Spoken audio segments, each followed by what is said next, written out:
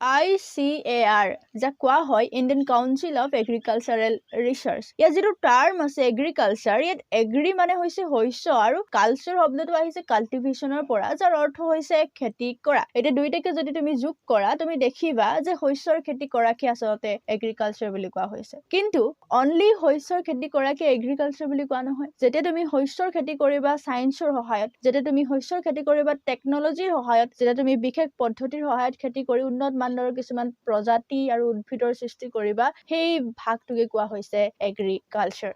এই এগ্ৰিকালচাৰত পঢ়াৰ পাছত তোমাক এগ্ৰিকালচাৰ স্পেচিয়েলিষ্ট বুলি কোৱা হ'ব, তোমাক এগ্ৰিকালচাৰৰ মাষ্টাৰ বুলি কোৱা হ'ব, আৰু ভৱিষ্যতে গৈ তুমি এগ্ৰিকালচাৰ অফিচাৰ বনিব পাৰিবা, এগ্ৰিকালচাৰ ৰিচাৰ্চ সাইন্টিষ্ট বনিব পাৰিবা। অৰ্থাৎ নতুন নতুন উদ্ভিদ আৰু প্ৰজাতিৰ সৃষ্টি কৰাৰ দায়িত্ব তেতিয়া তোমাৰ হাতত থাকিব। আৰু মই জানো যেতিয়া তুমি দায়িত্ব লোৱা তুমি দায়িত্ব পালন কৰাই। ইয়াৰ বাহিৰেও তুমি আৰু বহুত কিবা কিবি তুমি জব কৰিব পাৰিবা। মানে জবৰ কোনো ধৰণৰ অভাৱ তুমি কেতিয়াও দেখিব নোপোৱা এগ্ৰিকালচাৰত, ঠিক আছে? আৰু এই সকলোবিলাক যিটো বিভাগত চলি থাকে এই যে এগ্ৰিকালচাৰৰ পৰা ৰিচাৰ্চ কৰিবা, অধ্যয়ন কৰিবা, সেই ভাগটোকে আচলতে কোৱা ICAR, Indian council of agricultural research, যাৰ আণ্ডাৰত বহুতো ইউনিভাৰ্চিটিজ আছে, বহুতো কলেজেছ আছে। আৰু আজিৰ এই ভিডিঅ'টোত আমি এইটোৱে কথা পাতিম যে তুমি এই ICAR ৰ আণ্ডাৰত যিমান বিলাক কলেজেছ আছে তাত যাবলৈ হলে তুমি কেনেধৰণৰ এন্ট্ৰেন্স এক্সাম দিব লাগিব, তাৰ এলিজিবিলিটি কি, এক্সাম পেটাৰ্ণ, চিলেবাছ কি, এই সকলোবিলাকৰ বিষয়ে আলোচনা কৰিম। আৰু সকলোতকৈ ডাঙৰ কথা যে ICAR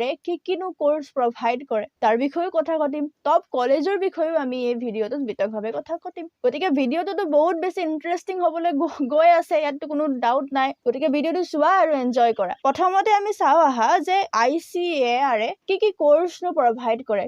ICAR ৰ আণ্ডাৰত কি তুমি অনলি এগ্ৰিকালচাৰ পঢ়িবলৈ পোৱা নেকি? না, এগ্ৰিকালচাৰৰ বাহিৰেও তুমি আৰু বহুত কিবা কিবি কোৰ্চ তোমাৰ ৰুচি অনুযায়ী তুমি তাত পঢ়িবলৈ পাবা। তো প্ৰথমত আমি কোৰ্চৰ বিষয়ে চাওঁ আহক। ফাৰ্ষ্ট BSc অনাৰ্ছ এগ্ৰিকালচাৰ তুমি কৰিবলৈ পাবা ICAR ত। ছেকেণ্ড হৈছে BSc অনাৰ্ছ হৰ্টিকালচাৰ তুমি কৰিব পাৰিবা। হৰ্টি শব্দটো আহিছে তোমাৰ হৰ্টাছৰ পৰা, যাৰ অৰ্থ হৈছে বাগিচা। এতিয়া ভাবা যে বাগিচা ভিতৰত কি থাকে? বাগিচা এখনৰ ভিতৰত হয়তো ফুল থাকিব পাৰে, ফল থাকিব পাৰে, ভেজিটেবল থাকিব পাৰে। মানে কৰবাত নহয় কৰবাত ফুল, ফল, ভেজিটেবলৰ আদিৰ ডেভেলপমেন্টৰ বিষয়ে য'ত শিকাব তাকে এইটো আচলতে হৰ্টিকালচাৰ বুলি কোৱা হ'ব। তো তাৰ ভিতৰত তাত তুমি অনাৰ্ছো কৰিব পাৰিবা। তাৰ পাছতে আছে বেচেলৰ অফ ফিচাৰিজ চায়েন্স, তুমি ফিচাৰীৰ মাষ্টাৰ বনিব পাৰিবা। মীন পালন কেনেকে ধৰণে কৰা হয়, তাক কেনেকে মাৰ্কেটিং কৰা হয়, কেনেকে প্ৰডাক্ট কৰা হয়, মুঠৰ ওপৰত মাছৰ ৰিলেটেড তোমাক সকলোখিনি নলেজ দিয়া হ'ব BFSS, বেচেলৰ অফ ফিচাৰিজ চায়েন্সত। তাৰ উপৰিও তুমি BSc অনাৰ্ছ ফৰেষ্ট্ৰি কৰিব পাৰিবা। ভাই তোমাক এখন ফৰেষ্টৰ নলেজ দিব, ফৰেষ্ট এখন কেনেকে মেনেজ কৰিব লাগে।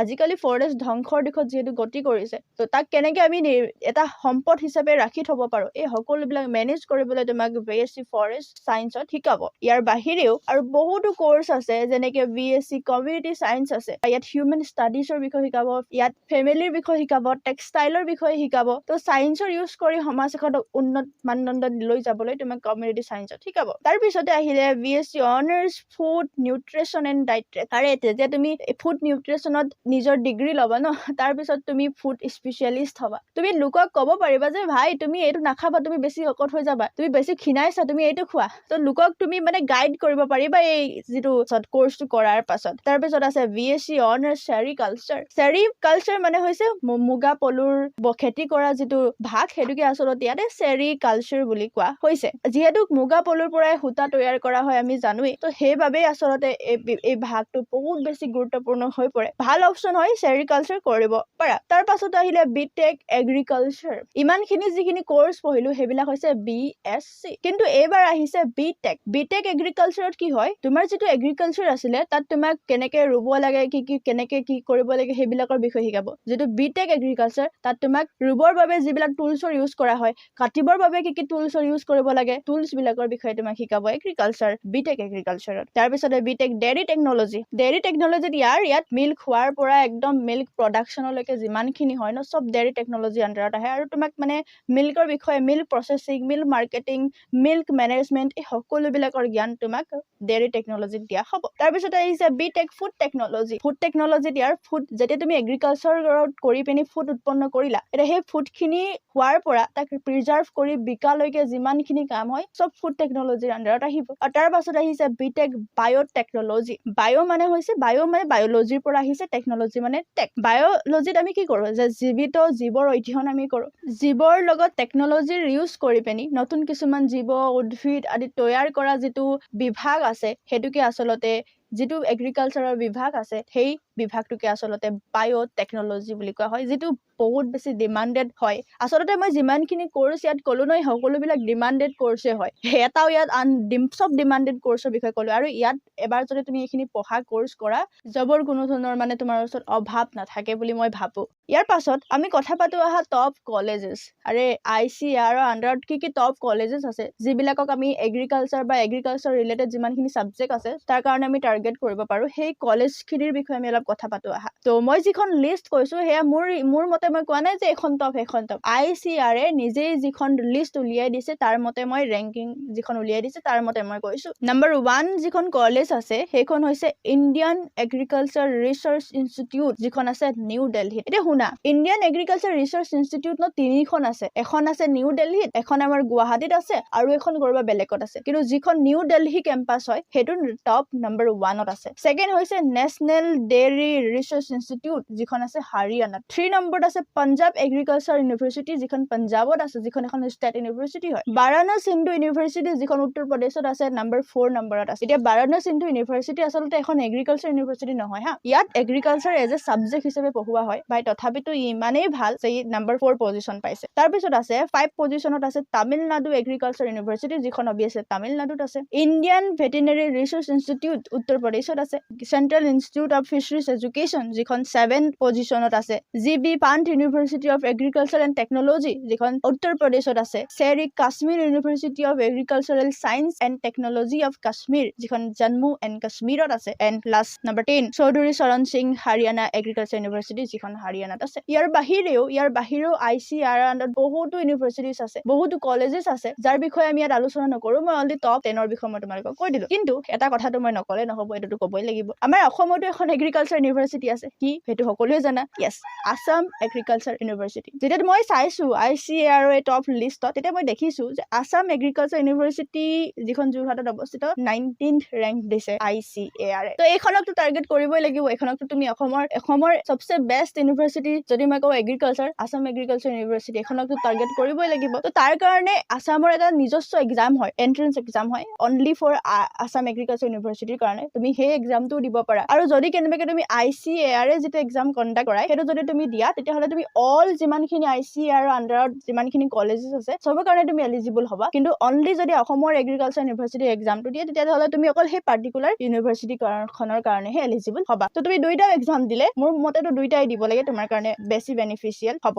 এতিয়া আমি চাওঁ আহা যে ICAR এলিজিবিলিটি। প্ৰথম 12 পাছ আৰু 12 এপিয়াৰিং, তুমি 12ত থাকিব লাগিব বা 12 পাছ হ'বই লাগিব। লগতে তুমি সায়েন্স ষ্ট্ৰীমৰ হ'ব লাগিব। তোমাৰ ওচৰত PCM থাকিব লাগিব বা PCB থাকিব পাৰে বা PCA ফিজিক্স কেমেষ্ট্ৰি এগ্ৰিকালচাৰ তোমাৰ ওচৰত থাকিব লাগিব। তুমি সায়েন্সৰ ষ্ট্ৰীমৰ হ'ব লাগিব, তেতিয়াহে তুমি ICAR ৰ কাৰণে এলিজিবল হ'বা। ছেকেণ্ড, তোমাৰ 12ত 50% থাকিব লাগিব যদিহে তুমি OBC, EWS আৰু জেনাৰেল কেটেগৰীৰ হয়। আৰু যদিহে তুমি SC, ST, PWD আৰু থাৰ্ড জেণ্ডাৰ কেটেগৰীৰ হোৱা, তেতিয়াহ'লে তোমাৰ ওচৰত যদি 40% থাকে ইজ ইনাফ। এতিয়া ICAR তুমি পাবা নে নোপোৱা সেইটো আচলতে ICAR যিটো এক্সাম পাতে তাৰ বেচিছত হ'ব, তাৰ ওপৰৰ বেচিছত হ'ব। এতিয়া আমি এন্ট্ৰেন্স এক্সামৰ বিষয়ে চাওঁ আহা যে ICAR পঢ়িবৰ কাৰণে তুমি কি এন্ট্ৰেন্স এক্সাম দিব লাগিব। আচলতে শুনা, ICAR আগতে নিজৰ কিছুমান এক্সাম লৈছিলে, নিজৰ এক্সাম হৈছিলে, কিন্তু যেতিয়াৰ পৰা আচলতে CUET আহিলে ক'লে যে CUET যিটো স্ক'ৰ হ'ব আমি সেইটোৱে একচেপ্ট কৰিম আৰু বেলেগকে কোনো ধৰণৰ এক্সাম দিয়াৰ দৰকাৰ নাই। তো তেতিয়াৰ পৰা আচলতে ICAR যিমান বিলাক কলেজেছ আছে ন, সিহঁতি CUET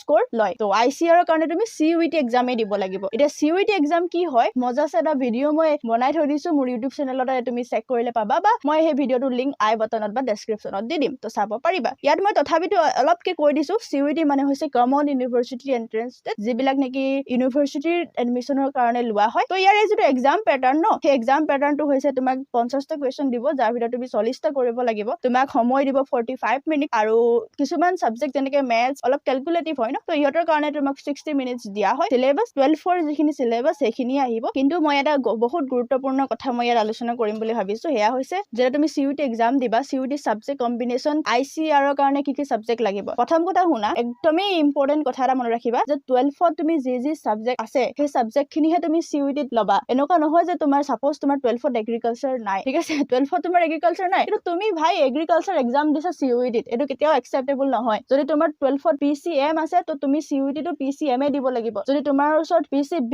আছে তো তুমি PCB ৰ এক্সাম দিব লাগিব। তোমাৰ ওচৰত এগ্ৰিকালচাৰ আছে তুমি এগ্ৰিকালচাৰৰ এক্সাম দিব লাগিব। আৰু CUET সাধাৰণতে তিনিটা সেকশন আছে, সেকশন A, সেকশন B আৰু সেকশন 3। সেকশন A কোৱা হয় তোমাৰ ল্যাঙ্গুৱেজ টেষ্ট, সেকশন B কোৱা হয় তোমাৰ ডমেইন টেষ্ট, আৰু সেকশন 3 কোৱা হয় জেনাৰেল টেষ্ট। যদি তুমি অনলি ICAR ক টাৰ্গেট কৰিছা তেতিয়াহলে তুমি অনলি ডমেইন যিটো পাৰ্ট আছে ডমেইনৰ পাৰ্টটো এক্সাম দিলেই হ'ব। তিনিখন ডমেইন তুমি দিব লাগিব। তুমি ফিজিক্স, কেমিষ্ট্ৰি, মেথছ দিব পাৰা, ফিজিক্স, কেমিষ্ট্ৰি, বায়ো দিব পাৰা, বা ফিজিক্স, কেমিষ্ট্ৰি, এগ্ৰিকালচাৰ তুমি দিব পাৰা, বা এগ্ৰিকালচাৰ, বায়োলজি আৰু কেমিষ্ট্ৰি সাবজেক্ট কম্বিনেশ্যন তুমি বনাব পাৰা। কিন্তু এটা কথা মনত ৰাখিবা, যেটো 12ত তোমাৰ আছে সেই সাবজেক্ট কেইটাহে তুমি CUET এন্ট্ৰেন্স এক্সাম দিবা। তো হোপ মোৰ এই যেটো ভিডিও আছে এই ভিডিওটোত মই কিবা এটা তোমালোকক বুজাবলৈ সক্ষম হৈছো। মানে তোমালোকৰ যদি এগ্ৰিকালচাৰ মাষ্টাৰ বনিবলৈ মন গৈছে ন, তো তুমি এই কলেজ কিখনক, টপ কলেজ কিখনকটো টাৰ্গেট কৰিবাই। মোৰ ভিডিওটোৱে যদি তোমালোকক অলপ হলেও উপকৃত কৰিব পাৰিছে, আশা কৰো ভিডিওটোত এটা লাইক দিবা, চেনেলটো সাবস্ক্ৰাইব কৰি তোমাৰ মৰম অলপ দেখাবা মোক। তো তেতিয়ালৈকে বেছি দেৰি নকৰো ভিডিওটো, তেতিয়ালৈকে তোমালোকে হাঁহি থাকা, লোককো হহুৱাই থাকা। তাকে টাটা, বাই বাই।